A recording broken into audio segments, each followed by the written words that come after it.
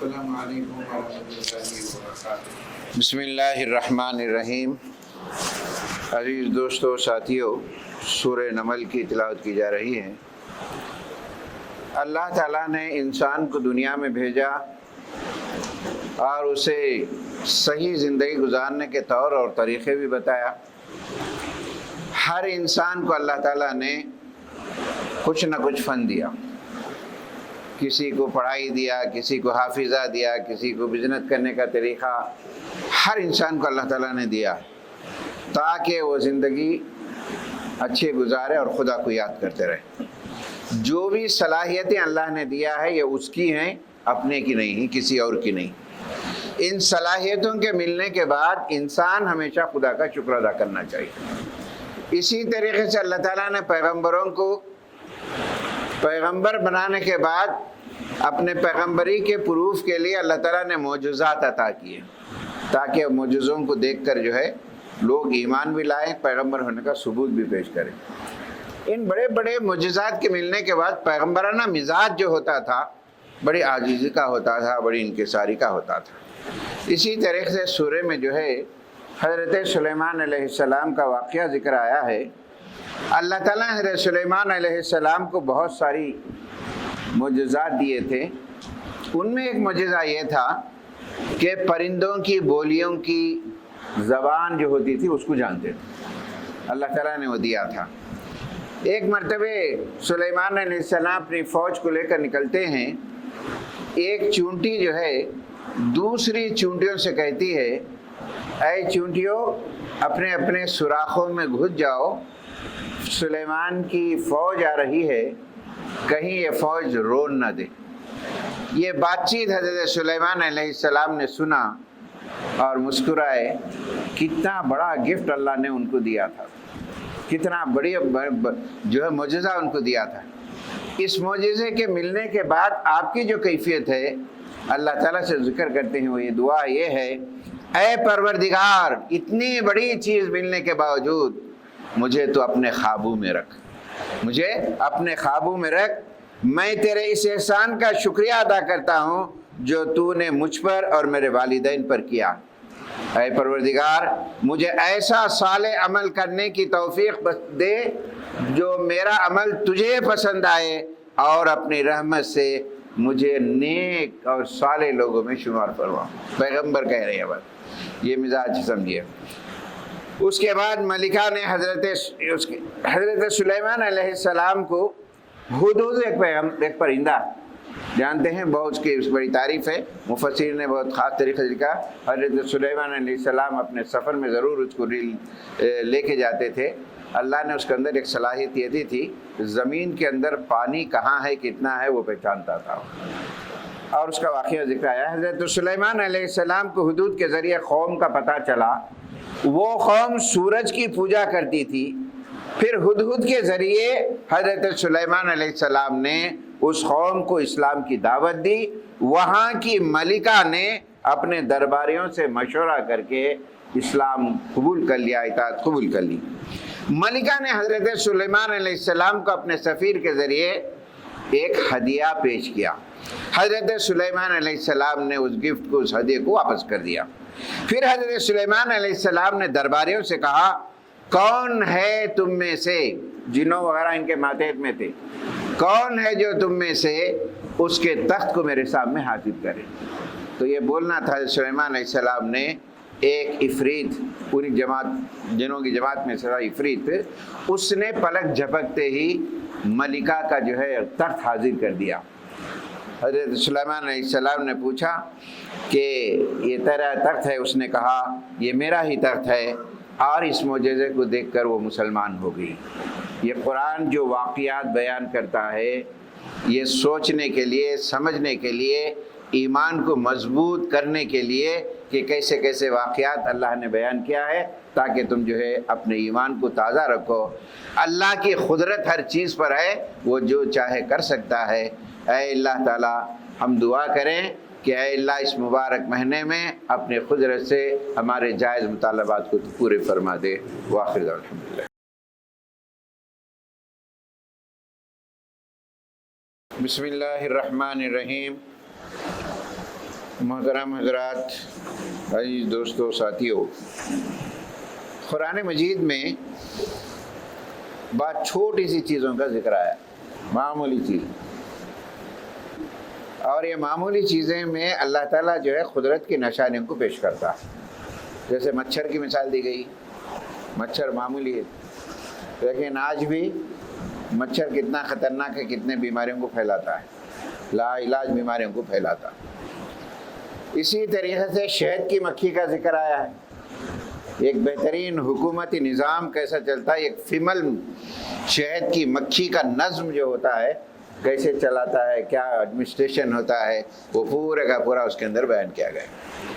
چونٹی ایک معمولی ہے، بڑی دور اندیش ہے، وہ بڑی حوصلہ رکھنے والی ہے، ایک دانہ جب اوپر لے جاتی ہے 10 بار گرتی ہے لیکن وہ اپنے مقصد کو پہنچاتی ہے۔ موسموں کے حساب سے بارش کے آنے سے کئی دن پہلے اپنا اناج اسٹاک کر لیتی ہے، اتنی دور اندیش۔ یہ مثالیں اللہ تعالیٰ دیتا ہے۔ اور اسی سورہ کے آخری رکوع میں اے انسانوں ذرا سوچو، قرآن سوچنے پہ مجبور کرو، غور کرو، ذرا سوچو، سوچیں گے آدمی، غور کریں گا ہدایت ملے گی، اگر سوچیں گے ہی نہیں تو کچھ نہیں معلوم ہوگا۔ قرآن بار بار ذکر کرتا ہے، عقل نہیں رکھتے ہو کیا، ذرا سوچو، ذرا سمجھو، بار بار کہتا ہے۔ زمین و آسمان کا پیدا کرنا، ساری مخلوقات کی پرورش کا انتظام کرنا، کتنی مخلوقات، چونٹیوں میں کتنے، پرندوں میں کتنے، ان تمام کا نظام، رزق پہنچانا، پانی کا برسانا، کھیتوں کا اگانا، زمین میں دریاؤں کا جاری کرنا، بے قرار کی پریشانی کو دور کرنا، اور جو ہے خشکی اور سمندر میں رات کی تاریکیوں میں راستہ دکھانا، مخلوقات کی نسل چلانا۔ ذرا غور کرو انسانوں، یہ کام اللہ کے علاوہ کوئی کر سکتا ہے؟ کوئی کر سکتا ہے اللہ کے علاوہ؟ تو کیوں اس کے آگے جھک کر زندگی نہیں گزارتے ہو؟ انسانوں ذرا غور کرو، یہ کام خدا کے علاوہ کون کر سکتا ہے؟ سنجیدگی سے غور کرو، اندھوں کی طرح زندگی مت گزارو، ذرا زمین میں چلو پھرو، دیکھو۔ اس سے پہلے بڑی بڑی قومیں اللہ کے اس پیغام کو، قیامت کو، مرنے کے بعد کی زندگی کو نہ ماننے اور انکار کرنے کی وجہ سے ان کے اخلاق و کردار کی تباہی نے ان کو تباہ و برباد کر دیا۔ انسان کامیاب کب ہوتا ہے، سدھرتا کب ہے؟ جبکہ اسے اللہ کے سامنے کھڑے ہو کر جواب دہی کا ڈر ہو، خوف ہو۔ اگر کسی کو اللہ کے سامنے کھڑے ہونے کا ڈر ہی نہیں ہے، اس کے اخلاق و عادات کیسے سدھریں گے؟ وہ چیز قرآن ذکر کرتا ہے۔ اے انسانوں ذرا سوچو، قیامت کی گھڑی یا موت کی گھڑی آنے میں ذرا دیر ہو رہی ہے، یہ تمہارے لیے سنبھلنے اور سدھرنے کا موقع ہے، سنبھلنے اور سدھرنے کا موقع ہے۔ سدھر جاؤ، سنبھل جاؤ، ذرا فائدہ اٹھاؤ، اللہ کا ڈر رکھو، اللہ تمہارے ہر کام کو نوٹ کر رہا ہے، اور اسی حساب سے قیامت کے دن فیصلہ ہونے والا ہے۔ اللہ تعالیٰ سے دعا ہے، اے اللہ ہم تیرے پاس آئیں گے، ہمارا یقین ہے اور ایمان ہے، تیرے پاس آئے تو اے اللہ ہماری لاج رکھ لے، ہمارے اعمال کو سیدھے ہاتھ میں نصیب فرما دے، کامیابی۔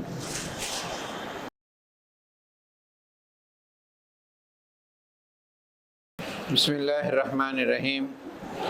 عزیز دوستو، ساتھیوں، آج کے سورے جو ہے تھوڑے غور و فکر کرنے کے، حالات کو بھی سامنے رکھیں، اللہ کی قدرت کو بھی سامنے رکھیں۔ اللہ جس طریقے سے چاہتا ہے وہ کرتا ہے۔ سورہ نمل میں ایک بات آئی، آنکھ پلک جھپکتے ہی بادشاہ کا تخت پیش کر دیا گیا، کتنے ٹائم میں، کتنی کی دور کا تخت۔ اللہ تعالیٰ کی جو فورس ہوتے ہیں، اللہ تعالیٰ جیسا کام لیتا ہے۔ اب سورہ قصص، مفسرین نے لکھا ہے مکی دور کے آخری صورتوں میں سے یہ صورت، جب ہجرت کا حکم آیا، یہ پوری صورت مکے میں آخری میں نازل ہوئی۔ نبی کریم صلی اللہ علیہ وسلم کو ہجرت کا حکم ہوا تو ہر ایک انسان کو اپنے جو وطن ہوتا ہے اس سے بڑی محبت ہوتی ہے، اس کا چھوڑنا آسان نہیں ہوتا ہے۔ آپ اندازہ لگائیے، کئی سال باہر رہتے ہیں پھر بھی اپنے وطن کو آتے ہیں تو جو خوشی محسوس ہوتی ہے، جب یہ صورت اتری رہی تو نبی کریم صلی اللہ علیہ وسلم کو ہجرت کی پیشین گوئی دی گئی. نبی کریم صلی اللہ علیہ وسلم خانہ کعبہ کے سامنے آئے، خانہ کعبہ سے مخاطب کہنے لگے اے خانہ کعبہ تو مجھے بہت عزیز ہے، میں بہت چاہتا ہوں، اور یہ شہر بھی مجھے بہت عزیز ہے. نبی کریم صلی اللہ علیہ وسلم وہیں پیدا ہوئے تھے، لیکن یہاں کے بھائی بندوں نے مجھے یہاں سے چھوڑنے کے لیے، نکلنے کے لیے مجبور کیا. خانہ کعبہ کو بہت روتے ہوئے نبی کریم صلی اللہ علیہ وسلم نے خطاب کیا. پھر اس کے بعد نبی کریم صلی اللہ علیہ وسلم نکلے، اس کے خانہ کعبہ کو خطاب کر کے مکے سے تھوڑی دور کے مقام پہ رابع مقام ہے، وہاں پر حضرت جبرائیل علیہ السلام تشریف لائی ہے، سورت پوری نازل. اور حضور سے حضرت جبرائیل نے پوچھا اے محمد صلی اللہ علیہ وسلم کیا مکہ بہت پسند ہے تمہیں، خانہ کعبہ پسند ہے؟ نبی کریم صلی اللہ علیہ وسلم نے کہا ایک خوشخبری وہیں دی گئی کہ بہت جلد تم کو خانہ کعبہ کی طرف نماز پڑھنے کا حکم دیا جائے گا. یہ حالات. پھر اس سورے کے اندر بہت ایسے چیزیں ہیں جو بڑے غور کرنے والے ہیں. بہت. حضرت موسیٰ علیہ السلام کا دور، فرعون کا دور، فرعون نے اپنے تخت کے الٹ جانے کے خطرے سے، کوئی آئیں گا ایک بچہ پیدا ہوگا اس کی سلطنت کو ختم کر دیں گا، اس بنیاد پر پورے قانون، پورے کنٹری کے اندر ایک قانون نافذ کیا تھا کہ جہاں بھی لڑکا پیدا ہو تو قتل کیا جاتا، کہیں بھی لڑکا پیدا ہو تو قتل ہو جاتا. اللہ کا منشا دیکھیے، اسی دور میں حضرت موسیٰ پیدا ہوتے ہیں اور پیدا ہونے کے بعد فرعون کے دربار میں آپ کی پرورش ہوتی اللہ تعالیٰ کرتے. پھر دودھ پلانے کا معاملہ ہوتا ہے، دودھ نہیں پیتے ہیں. اللہ ایک اور اپنا یہ بتاتا ہے قدرتی نشانی کہ موسیٰ علیہ السلام کی والدہ کو بھی دودھ پلانے کے لیے دربار میں. اس واقعے سے معلوم ہوتا ہے اللہ کی جو منشیت، جو مشیٰ جو ہوتا ہے، جو ارادہ ہوتا ہے، وہ ہم نہیں سمجھ سکتے. آج کے دور میں جو حالات سے گزر رہے، مسلمان پست ہیں، دل رنجیدہ ہیں. دل رنجیدہ ہونے کی ضرورت نہیں ہے. اللہ حالات کس سے کیا لیتا ہے نہیں معلوم، اس کی مشیت ہوتی ہے. اس کا تفصیلی واقعہ ذکر آیا ہے. خدا کی مشیت کے خلاف کسی کی بھی چال کامیاب نہیں ہوتی، کسی کی بھی چال کامیاب نہیں ہو سکتی ہے. فرعون لڑکوں کو قتل کر رہا تھا، اس کے اندر لڑکا پیدا ہوا، حضرت موسیٰ کی پرورش ہوئی. جب وہ جوان ہوئے، حضرت موسیٰ کو حکم دیا کہ فرعون کے دربار میں جاؤ. یہ قتل ہوا تھا، آپ سے وہ تمام تفصیلات ہیں، اس کا ذکر آیا ہے. پھر اس کے بعد موسیٰ علیہ السلام مدین پہنچے، وہاں ایک کنویں کے پاس تھے.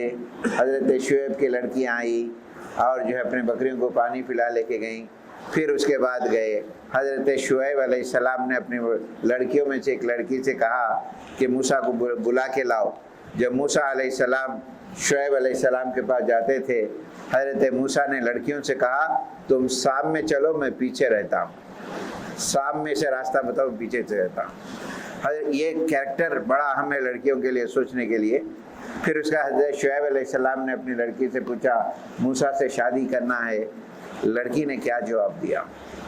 آج سلیکشن جو ہوتا ہے لڑکوں کا یا لڑکیوں کا، معیار کیا ہوتا ہے دنیاوی حیثیت سے. لیکن حضرت شعیب علیہ السلام کی لڑکی حضرت موسیٰ علیہ السلام جو نے من استاجرت الخبی الامین، اس امانت دار نوجوان سے کون اچھا ہو سکتا ہے، میں شادی کرنے کے لیے تیار. بھئی امانت دار کیسے؟ جب میں آپ بلانے کے لیے کہے، وہ نظر نہ ڈالے، ہم کو سامنے چلنے کے لیے آپ پیچھے وہ تھے اور پیچھے سے گائیڈ کرتے. کسی کی زندگی کی کامیاب پیسے سے نہیں، دولت سے نہیں، ایمان اور عقل صالح کی بنیاد پر ہوتی ہے. ایمان کی بنیاد پر ہوتی ہے، اخلاق کی بنیاد پر ہوتی ہے، اللہ کی خوشنودی کے اوپر ہوتی ہے، حلال کمائی کی بنیاد پر ہوتی ہے. اور یہ کامیاب زندگی وہی ہوتی ہے. یہ ہمارے معیارات، ہمارے تصورات جو دنیا کو سوچ کے جو کرتے ہیں، یہ ناکام ہوتے ہیں. یاد رکھیے. بڑے قرآن کی مثالیں میں آپ کے سامنے دے رہا ہوں، کوئی قصے کہانیاں نہیں ہیں. قرآن کیسے کیسے گائیڈ لائنس کرتا ہے ہماری زندگی کے لیے، اس میں غور کرنے کے لیے بہت سی چیزیں ہیں. یہی واقعات اس کے اندر ذکر آئے ہیں. ان واقعات کا مقصد یہ ہے کہ اللہ تعالیٰ انسانوں کو ایک اچھی اور کامیاب پسندیدہ زندگی گزارنے کی جو ہے گائیڈ لائن دیتا ہے۔ اللہ سے دعا ہے ان آیتوں کے ان واقعات سے اللہ ہمیں ہدایت سے مالا مال فرمائے۔ بسم اللہ الرحمن الرحیم۔ عزیز دوستوں اور ساتھیوں، سورہ قصص کے آخری رکوع میں بڑے اہم پیغام ہے ہمارے لیے، بلکہ سوچنا چاہیے، غور بھی کرنا چاہیے۔ آج ہماری سوچ کس طریقے کی ہو گئی؟ اگر میں غلط کہتا ہوں تو میں بے حد معافی بھی چاہتا ہوں، لیکن حقیقت ہے جو آپ کے سامنے پیش کر رہا ہوں۔ آج کل ہمارا رجحان نئے جنریشن کا، لڑکوں کا، لڑکیوں کا، معیار زندگی کو الگ ڈھنگ سے سوچتے ہیں، دوسروں کو دیکھ کر سوچتے ہیں۔ ان کے پاس فلاں گاڑی ہے، ان کے پاس 1 لاکھ کا موبائل ہے، اور ان کا رہن سہن ایسا ہے، شادی ہونے کے بعد اچھے ہوٹل کو نہیں لے آتے، معیاری ہوٹل کو نہیں جاتے، تفریح کو نہیں لے جاتے۔ اس بنیاد پر ہمارے گھروں کے اندر انتشار ہے۔ صحیح حقیقت ہے، میں آپ کے سامنے پیش کر رہا ہوں۔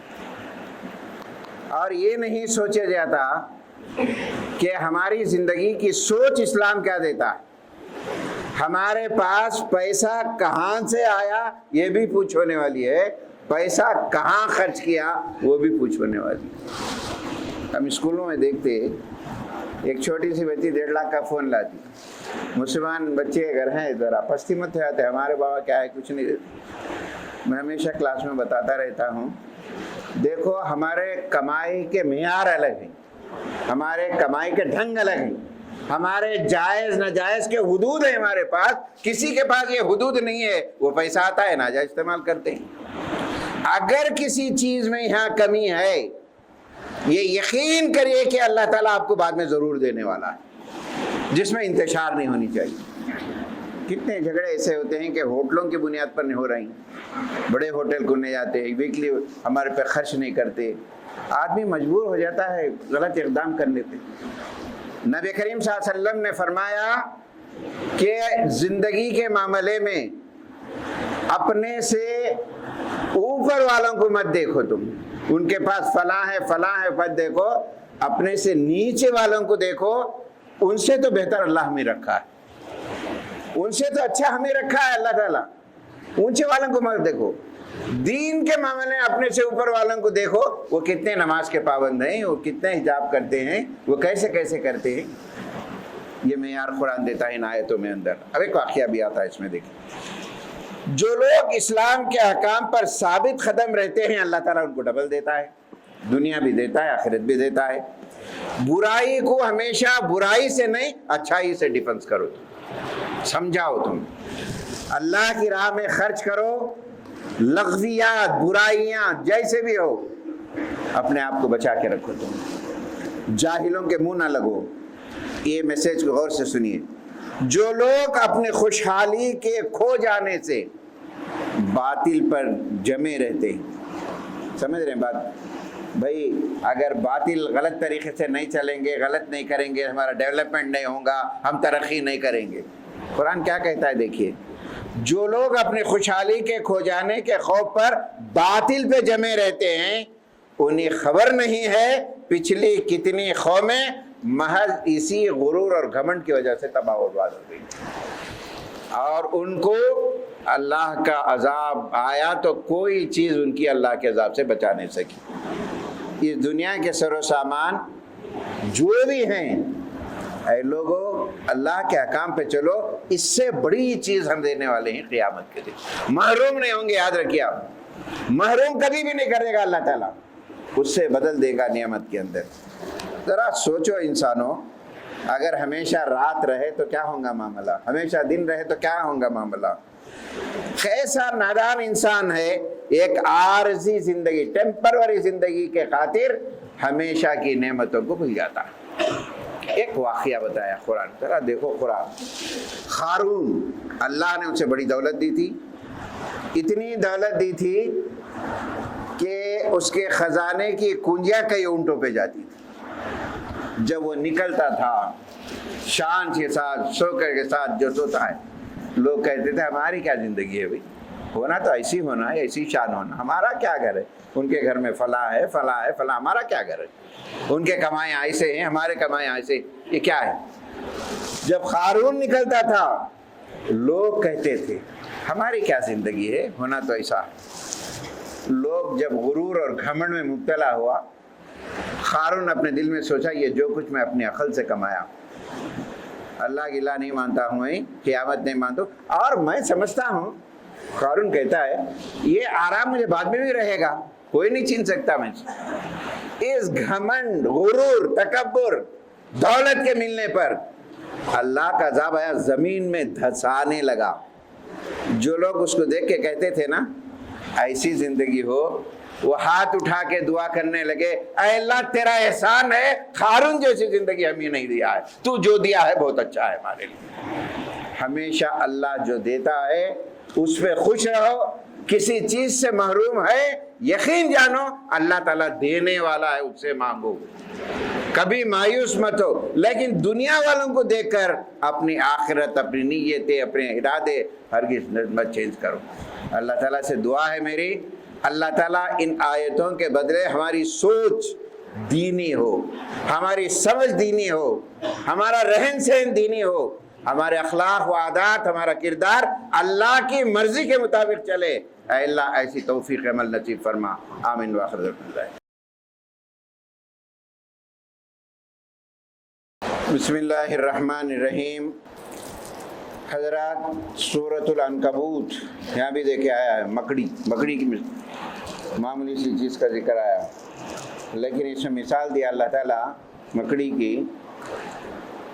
اللہ کا شکر ادا کرے کہ ایسا مضبوط دین ہمیں ملا ہے. اسلام بڑا مضبوط ہے، راہ نجات ہے، کامیابی کی ضمانت ہے دنیا اور آخرت کی. اس کے برخلاف جتنے ادیان ہیں، جتنے دین ہیں، اتنے کمزور ہیں جیسے مکڑی کے جالے کی طرح. کتنی بہترین مثال دے رہا ہے قرآن. اور پھر کہا گیا ہے کہ لوگوں زبانی دعویٰ کرنے سے نہیں چلے گا، اللہ تعالیٰ تم کو آزمائش کرتا ہے ہر وقت پر ایمان کی. یہ قرآن جو ہے میرے دوستوں ساتھیوں گھروں کو بنانا بھی چاہتا ہے. ایک اچھا گھر ہو، پرسکون گھر ہو. آج ہمارا معاشرہ کدھر جا رہا ہے، کہاں جا رہا ہے، ذرا غور کریے. اور قرآن کیا چاہتا ہے اس مبارک دنوں میں، ان مبارک صورتوں کے طفیل سے میں سب کو دعا کرتا ہوں اللہ تعالیٰ ہمارے لڑکیوں کے قسمتوں کو اچھے بنائیں، جہاں جاتے ہیں وہ دین کا ماحول لے کے جائیں. اسی طریقے سے نوجوان لڑکے یا بہواں بھی بڑے ڈینجر ہوتے ہیں، ان کے بھی دعا کرنا کہ اچھے بہواں بھی آئیں، گھروں کو امن و سکون. یہ کب ممکن ہے؟ قرآن سمجھاتا ہے. تمہاری ذہنیت کو بدلو، تمہاری سوچ کو بدلو. دنیا جو ہے ختم ہونے والی ہے. دنیا کے ٹھاٹ، یہ ریپ، یہ سب چیزیں کبھی کام آنے والی نہیں. ایک مثال دیتا ہوں میں حضور کی. نبی کریم صلی اللہ علیہ وسلم صحابہ کے ساتھ بیٹھے ہوئے تھے. ایک نوجوان، ایک آدمی آیا بڑے ٹھاٹ کے ساتھ، بہترین لباس، اس کا رہن سہن ایک معتبر تھا. نبی کریم صلی اللہ علیہ وسلم نے پوچھا ان کے تعلق سے آپ کا کیا خیال ہے؟ صحابہ نے کہا اللہ کے رسول یہ بڑے ہولڈ والے ہیں، بڑے اچھے پیسے والے بھی ہیں، اگر یہ کہیں شادی کا پیغام بھیجے تو ہم سمجھتے ہیں کہ کوئی انکار نہیں کرے گا، سب شادی کے لیے تیار ہو جائیں. نبی کریم سب خاموش رہے. پھر تھوڑی دیر کے بعد ایک اور آدمی آیا، معمولی کپڑے ہیں، عاجزی ہے، انکساری ہے. کہ حضور نے صحابہ سے پوچھا ان کے تعلق سے کیا نظریہ ہے تمہارا؟ صحابہ نے کہا ایک تو معمولی آدمی ہے، ان کے پاس کچھ پیسہ نہیں ہے، کچھ نہیں ہے، اگر ان کا شادی کے لیے کہیں پیغام بھیجے تو کوئی تیار بھی نہیں ہوگا. اللہ کے رسول صلی اللہ علیہ وسلم نے نوجوانوں کی ذہنیت کو کیسے تبدیل کیا، یہ میسیج ہمیں دینا چاہ رہا ہوں آج معاشرے کے لیے. اللہ کے نبی کریم صلی اللہ علیہ وسلم نے صحابہ سے فرمایا دوسرا جو آدمی جس کے تعلق سے تم سوچتے ہو وہ خدا کے نزدیک سب سے بہت اچھا ہے، کیونکہ سادگی ہے، دکھاوا نہیں ہے، شو پٹپ نہیں ہے. وہ آدمی جو ٹھاٹ بات کے ساتھ ہے، غرور اور گھمنڈ میں ہے، دولت کا نچا ہے، خدا کے نزدیک اچھا نہیں. تو معیار زندگی جو ہوتی ہے ٹھاٹ بات دولت نہیں ہے، معیار زندگی اخلاق کی بنیاد پر، خوف خدا کی بنیاد پر، سادگی کی بنیاد پر ہوتی ہے۔ اور کون چاہے گا کہ اس کی زندگی میں خوشیاں نہ ملے؟ کون چاہے گا نوجوان اس کا گھر امن سے رہے؟ اس کے لیے کیا ہے؟ اپنی نیتیں۔ بڑوں کی بھی بڑی ذمہ داری ہے کہ اپنے جوان بچے اور بچوں کو یہی ذہن بنائیں، بھائی تم خوش رہو، بس خوش رہو، ہماری خوشی ہے۔ اگر ہمارے مفاد کے لیے ان کو رانگ ڈائریکشن دیں گے تو گھر تباہی کی طرف جائیں گے۔ اور قرآن یہ مثالیں دیتا ہے قارون کی، یہ سب زندگی معمولی نہیں ہے۔ زندگی خوش گزارو، اچھے گزارو، سکون سے گزارو، سب کو لے کر خوش گزارو، تم کامیاب ہوں گی۔ پھر اس کے بعد اس پارے کے آخر کی آیتوں میں اللہ تعالیٰ نے بڑا میسیج دیا ہے، اے انسانوں ابھی سوچو، تمہارے سامنے کتنے قوموں کا ذکر نہیں آیا؟ کتنا سے؟ اللہ تعالیٰ فرماتا ہے اللہ کسی قوم پر پتھراؤ کیا، پتھر برسا کر قوموں کو ختم کر دیا، کسی قوم کو دھماکے سے اڑا دیا، کسی قوم کو پانی میں غرق کر کے ڈبا دیا، کسی قوم کو بجلی کے کڑکوں سے اٹھا پھینک دیا۔ کیوں کیا یہ؟ ان کی سوچ، ان کی سمجھ، ان کی معیار زندگی، غرور اور گھمنڈ، پیغمبروں کی نافرمانی، اللہ کی نافرمانی۔ اے لوگو، یہ واقعات تمہارے سامنے ہیں، اگر ابھی بھی نصیحت نہیں حاصل کرے اللہ کے لیے کوئی مشکل نہیں۔ اللہ تعالیٰ سے دعا ہے اے اللہ زمین و آسمان کے آفتوں سے ہم سب کو بھی بچائے، ہماری زندگیوں کو خوشحال بنائے، ہمارے گھروں میں امن و سکون اور خوشیاں نصیب فرمائے۔ اے اللہ ہمارا گھر ایک جنت کا ماحول جیسا گھر بنا دے، ہم تجھ سے دعا کرتے ہیں، اے اللہ ہماری دعا قبول فرما، آمین واخر الحمدللہ۔